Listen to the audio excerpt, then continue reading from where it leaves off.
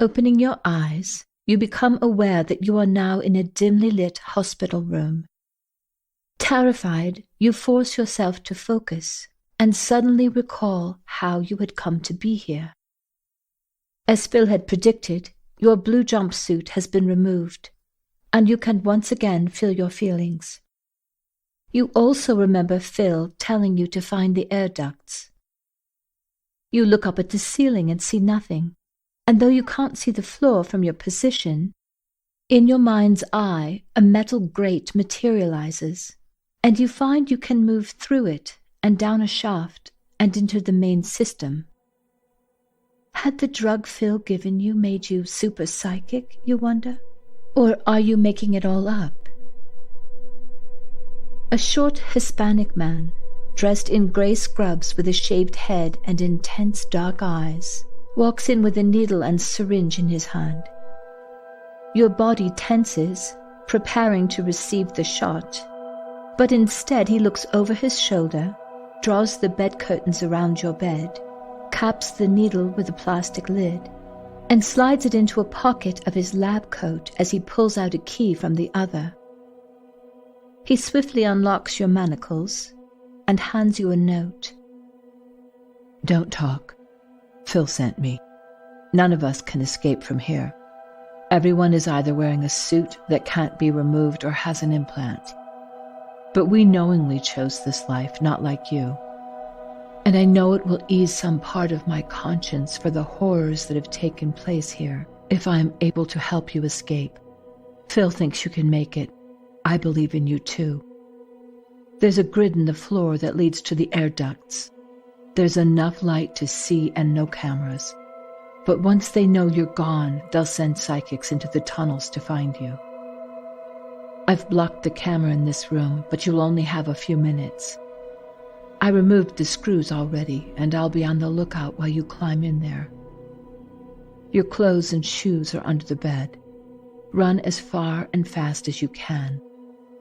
The minute they know you've escaped from here, they'll be looking for you. No one has ever escaped. Just go in the direction from which the air is coming. If there's more than one choice, go where the air smells fresher. I'm not sure what's there, but it's where our air comes from, and no military personnel are allowed in there, not even the out-of-body psychics. So if you make it, they won't be able to follow you.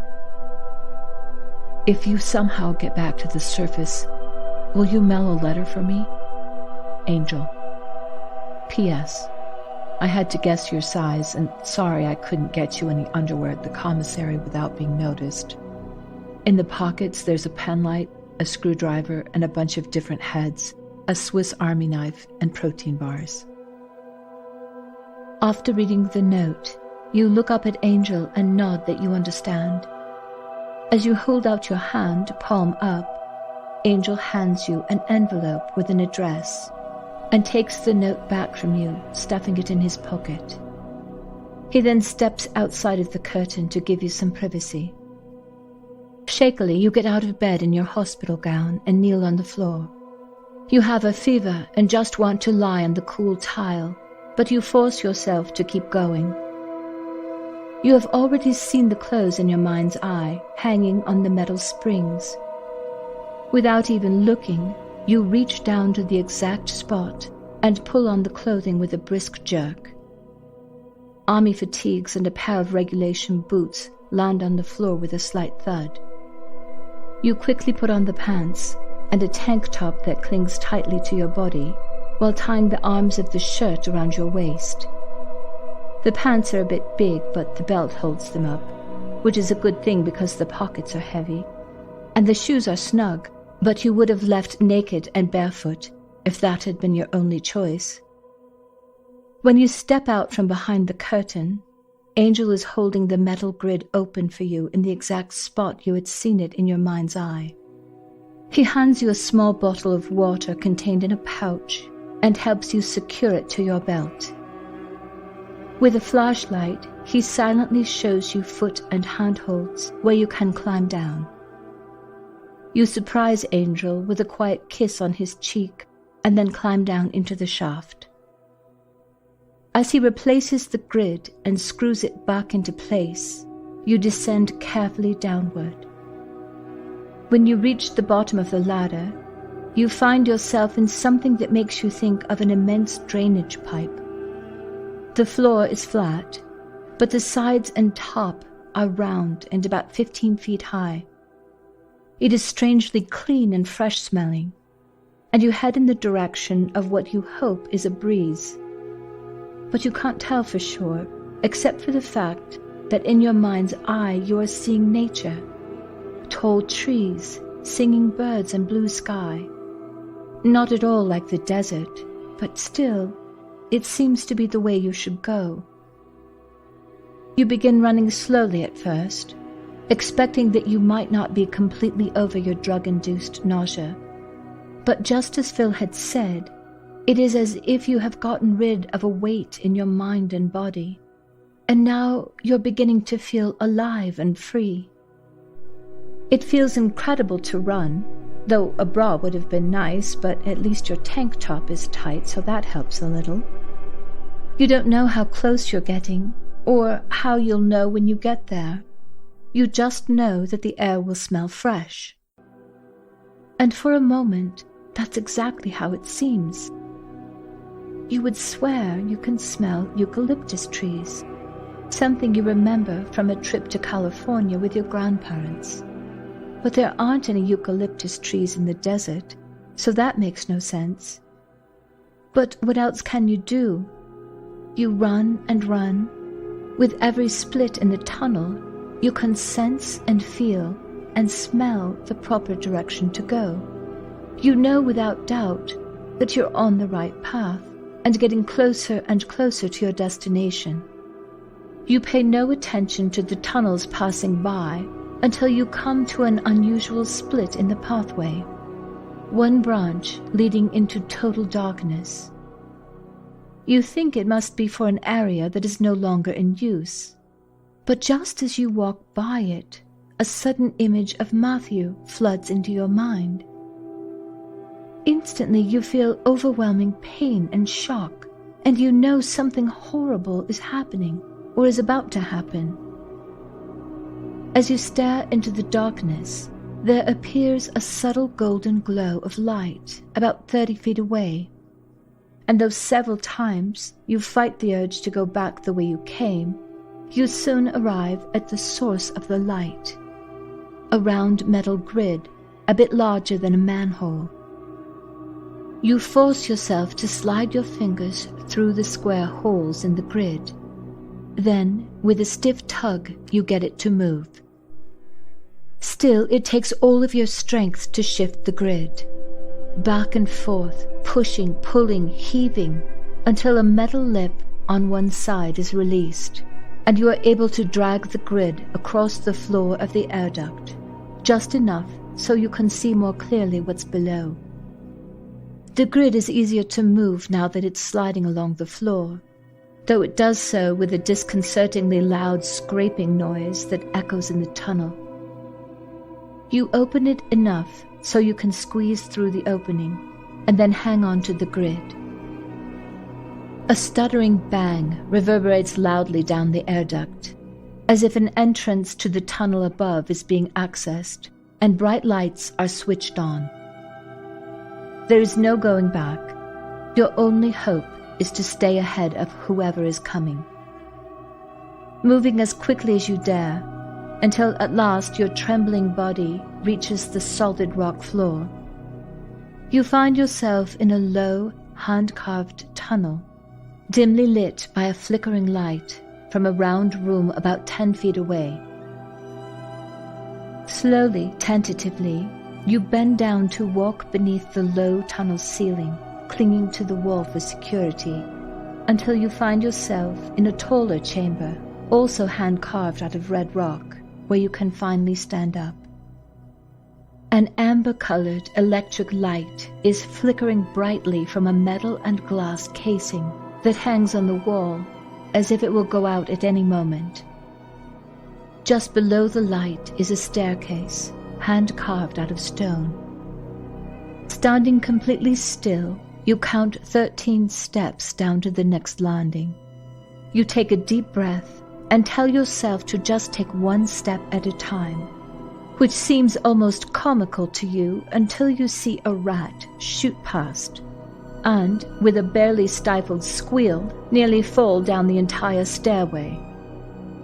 You are so focused on avoiding rats, you don't pay attention to where you're placing your hands on the wall until you come to something soft and sticky, and with a slow settling terror, you realize you've put your hand into a massive spider's web. Involuntarily, you let out a horrified scream, and scream even louder when you see the hideous, black, fist-sized spider that lives on the web, only an inch from you, where your hand had previously been only seconds before. In the same moment, you're sure you hear drumming coming from somewhere beyond the landing below. Shaking uncontrollably, you press onward, the sound of drums becoming clearer as you reach the bottom of the stairs. You find yourself in a long, narrow passageway with no lights. You reach into your pocket and pull out the penlight. You're standing on a dirt floor, and though you try to move quickly in the direction of the drumming, the ground is uneven, and the yawning tunnel that reaches endlessly before you seems to swallow the tiny beam of light, making it difficult to move without tripping or falling. You can see light coming in through a series of holes in the wall, which allows you to take in the view of an immense cavern from several different positions without being seen. The cavern is lit up by giant torches, each supported by black metal bases that have been molded into grotesque shapes. Rows of benches that could potentially seat hundreds of people fill the space below a ceiling that is so far out of sight, it is literally enveloped in darkness. As you continue carefully along the passageway, peering through the various holes in the wall, you observe crude tribal masks and relief carvings depicting horrible acts of violence. Erratically placed statues of smiling skeletons, snakes, gargoyles, and other hideous-looking creatures, all with vicious faces molded out of gold, silver, and copper, cause ghostly shadows to dance eerily across the cavern walls. Farther down the passageway, you finally are able to see drummers, their eyes closed, heads bobbing and swaying, all bare-chested, and their black skin shining with sweat. The voices of hundreds of men erupt from a location you can't see. Soon after it begins, you see a man walking in a slow, ceremonious manner down the center aisle between the benches, wearing a black robe, and covering his face is the head of a mountain goat, with a black candle burning between the ram's 3-foot horns. Following him are 4 girls. They seem to be in a hypnotic trance, wearing necklaces laden with gold, and dressed in long, sheer black dresses, silhouetting the forms of their naked bodies beneath as they pass by the torchlight. The first girl wears a snake with blazing emerald eyes. The next wears 2 salamanders with deep-set ruby eyes, and linked at the tail with their heads meeting to form a V around her neck. The third girl's necklace displays the figure of a man's full body, with the head of a goat and huge wings splaying out upon his back. Between the horns of the goat head is a golden torch, and the flame of the torch is represented by a diamond. The last girl wears a necklace with the sun, the moon, and the planets. Small diamonds, emeralds, and rubies represent stars and dangle from a golden collar held by gold threads. The girls walk slowly down the aisle, carrying black velvet pillows. Each pillow holds a different object. The first, an ebony-handled dagger. The second, a sword. The third, a wand.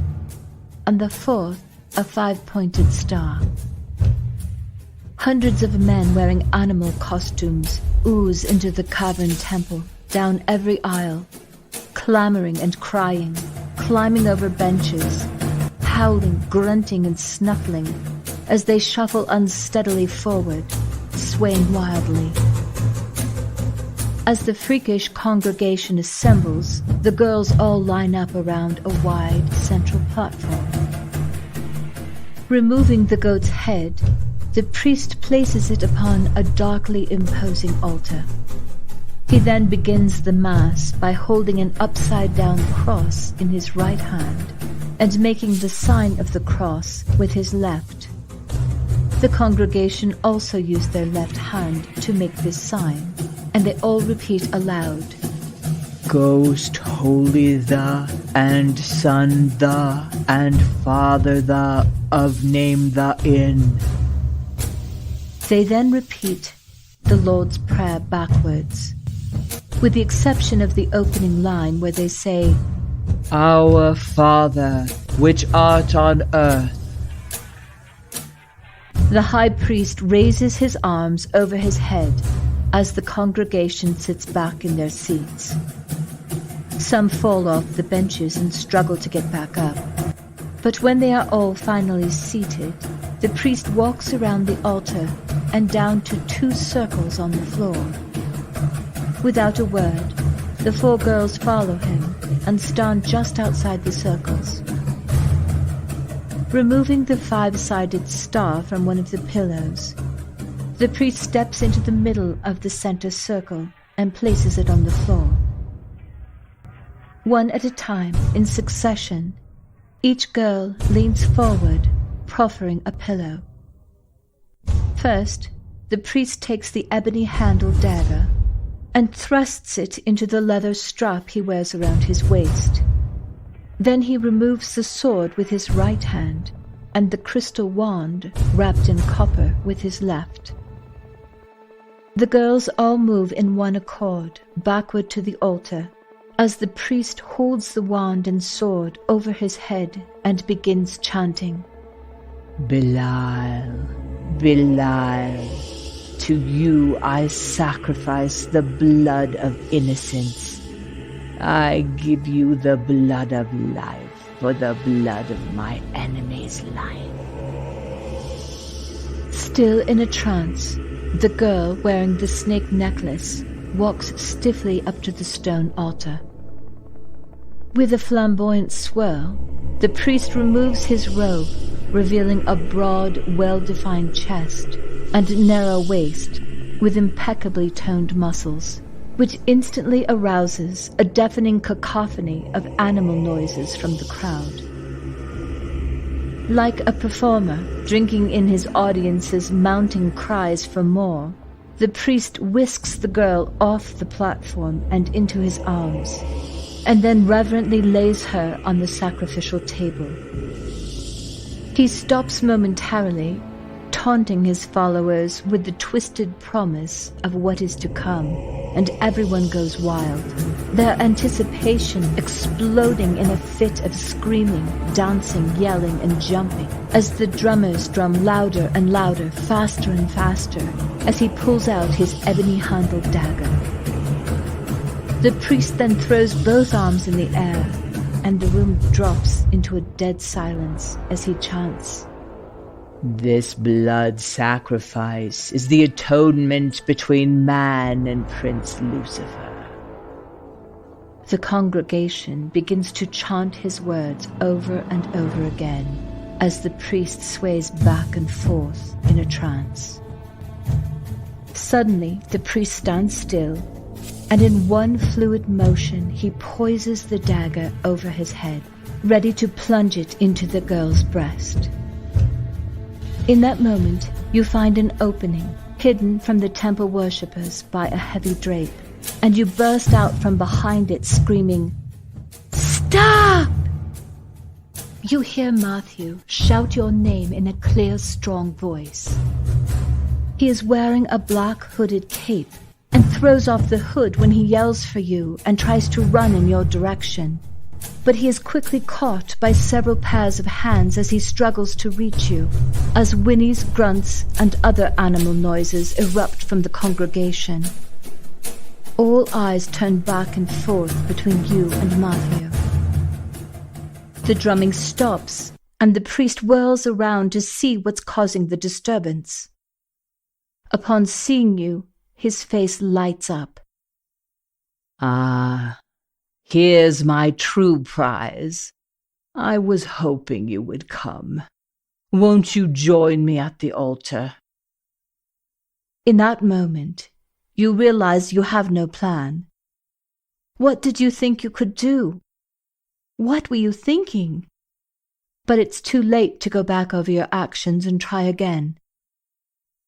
In little more time than it took you to regret your decision, you are roughly seized by two towering men, their faces masked by paint and tribal ornamentations, and you are paraded through the maniacal hordes.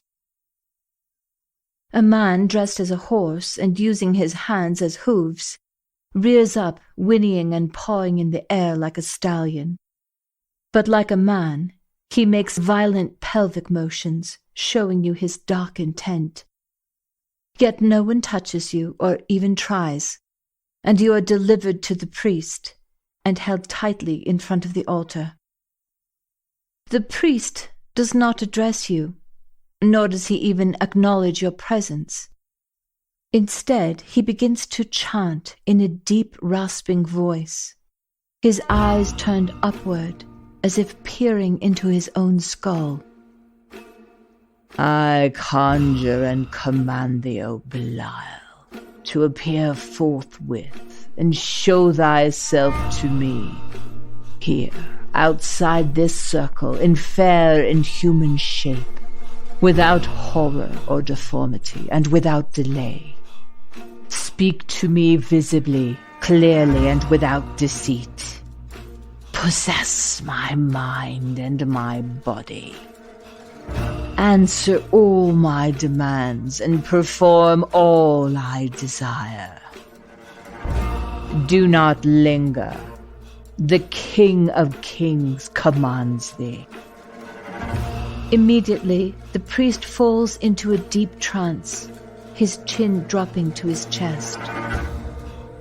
A moment later, his head jerks up, eyes open wide, and he steps outside of both circles without touching them, as two men join him at the altar. One man hands the priest a piece of chalk, and he proceeds to draw a triangle on the floor. The other man puts evergreen boughs around the outside of the triangle, along with some skulls from horned animals. The congregation begins chanting as the priest takes a drink of wine and then sprinkles it over the triangle.